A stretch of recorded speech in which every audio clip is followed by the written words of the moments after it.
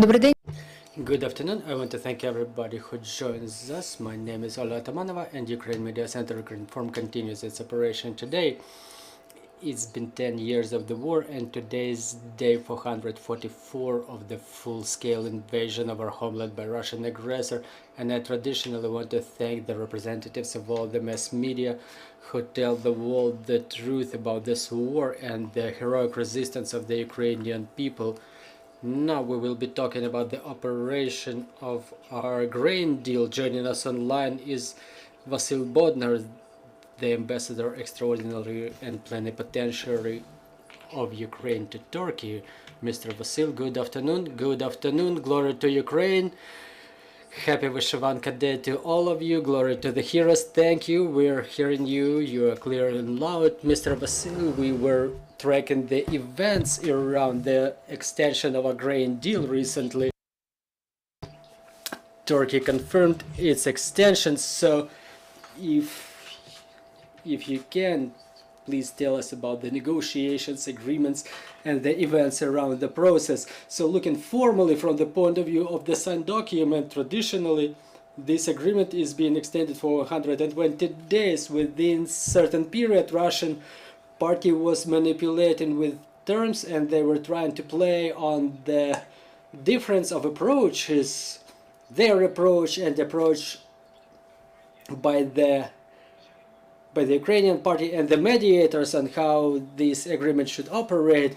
Well, it provoked certain delays with the ships, vessels suspension in the basin of the Black Sea, and sometimes no single vessel was passing during the whole day due to the position of the aggressor party. But thanks to the activities of United Nations and the General Secretary specifically and our Turkish friends, we were able to continue this initiative in compliance with the agreement which was signed until the month of July, and we hope it will unblock those gems that were created in the Marble Sea due to the inspection of the vessels exiting our ports and entering the Black Sea, and it will create more conditions, as it was said in the documents, for the vessels which were staying in the ports of Mykolaiv since the beginning of the war to leave for international markets and to hand them over to their owners because they were not able to leave Ukrainian ports for a long time. There are complications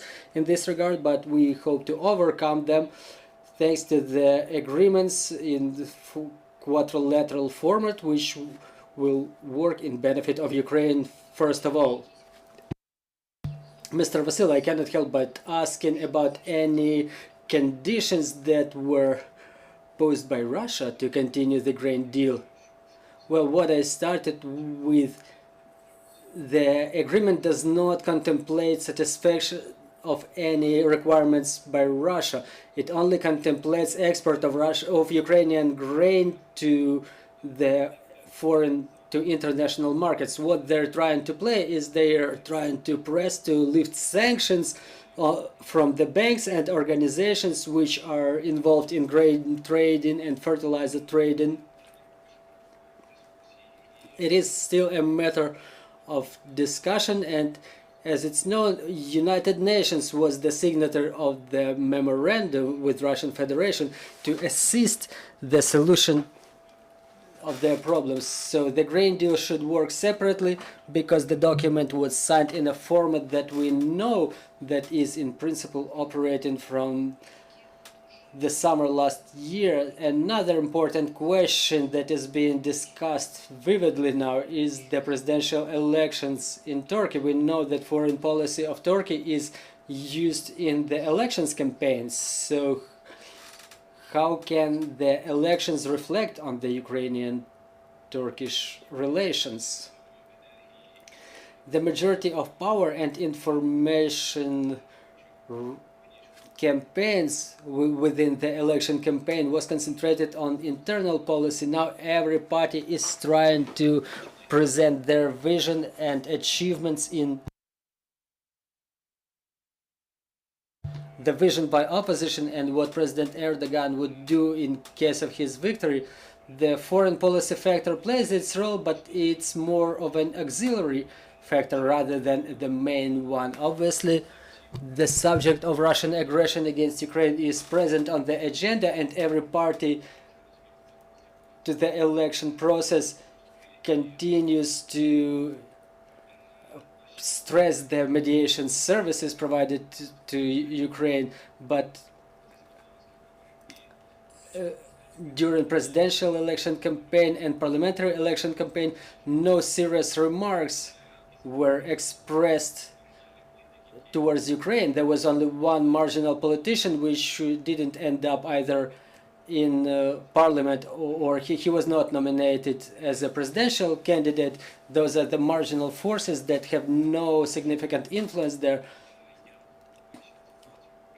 But generally there are discussions to improve the situations in Ukraine, to improve the mechanisms of function of Turkish Republic in the process of mediation and the vision of the future, including the future of foreign policy of Turkey.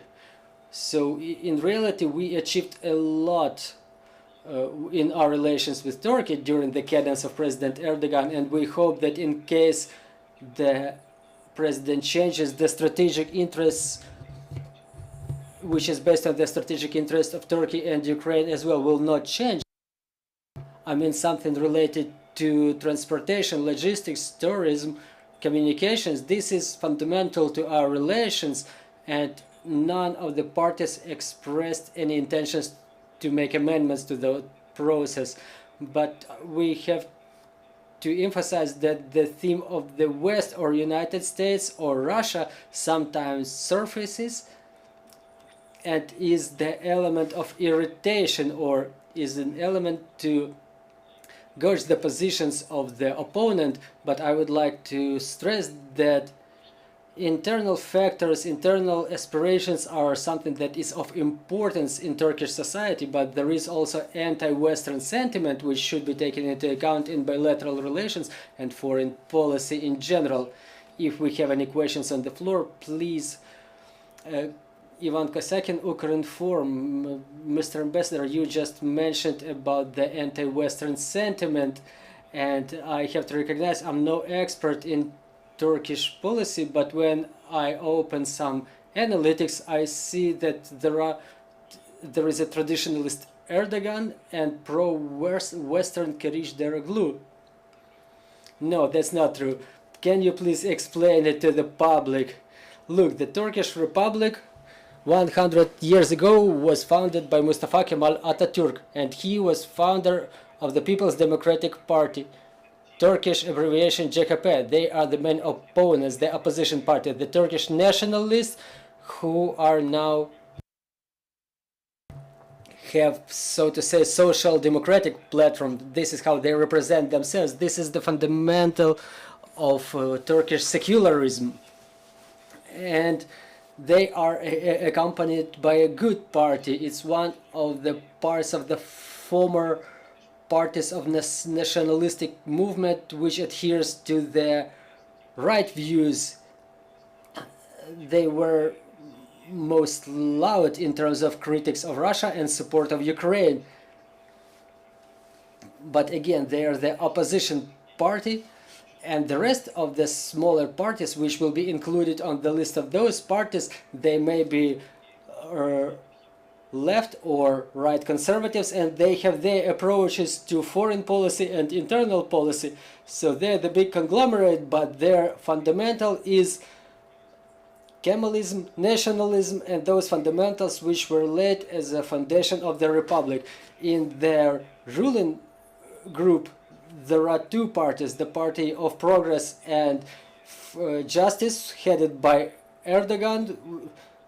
They have an Islamic platform with the right inclination, but the party was not changing within the last 20 years, and they've done a lot for the achievement of to the achievement of success in dialogue with the European Unions. There were Democrats who were making significant reforms, and now their platform changed to such Islamic nationalism. But nationalism is a fundamental element of state building in Turkey. It's like it's not the nationalism like far-right nationalism. And another party is the nationalistic movement, another party of ruling coalition. Since 2016, they're the integral part of ruling coalition with Erdogan, and they are even more further right, and they focus more on the support of traditional values in the society, the Islamic values, but they take into account the Kemalist views as well. So it's a mixed Islamist Kemalist mixture which is now on the side of power. So saying that any one of them is pro-Western or pro-Russian, it's not right. So CHP was in opposition to Erdogan for a very long time, and sometimes there was one party ruling, so they were oriented at Turkish interests. There was no influence by West or East. And if we look back in history, the push of Turkey to the West was made by the Soviet Union when they were trying to bring the Straits back under the power of Soviet Union. This is when Turkey had to switch side to the West, and before that they were quite neutral. So now it's about fighting Erdogan. Opposition has united to change the power, and conservative nationalistic forces, they focus more on preserving the existing format of ruling coalition, let's call it so, because anyway the government is being formed by the president, not the parliament. And for the time being, we know, according to the results of the elections, that the parliamentary majority belongs to Erdogan and their coalition partners and a number of smaller parties that support them. So talking honestly, today now they have this advantage to add more votes to Erdogan, because in Turkey the emotions prevail and they influence significantly the results of the voting and the development of the subjects, that that party is pro-Russian or that one is pro-Western or democratic or liberal or that one is conservative. Everything is very conditional.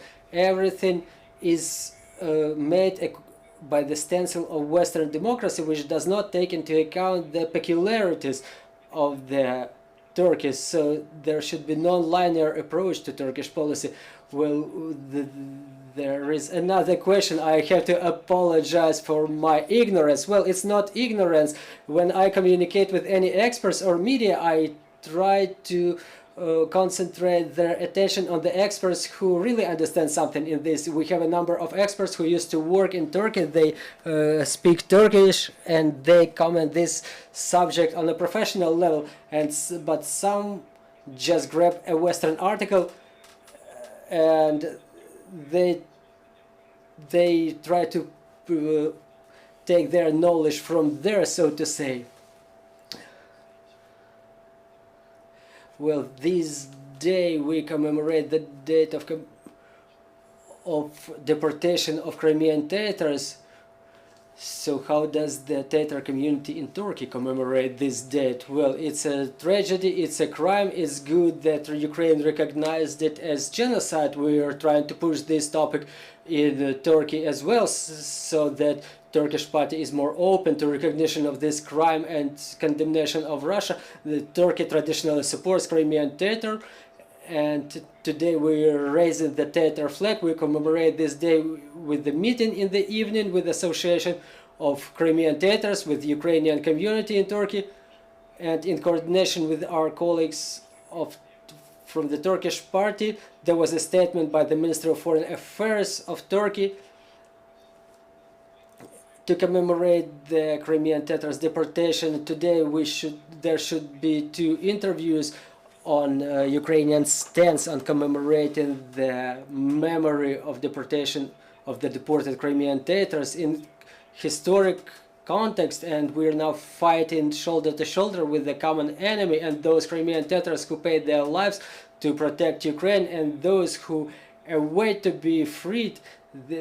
they require serious attention being paid to them, and it's good that Ukraine adopted the new law on indigenous peoples, and it's good how we work with the Crimean Tatars who are part of Ukrainian authorities now.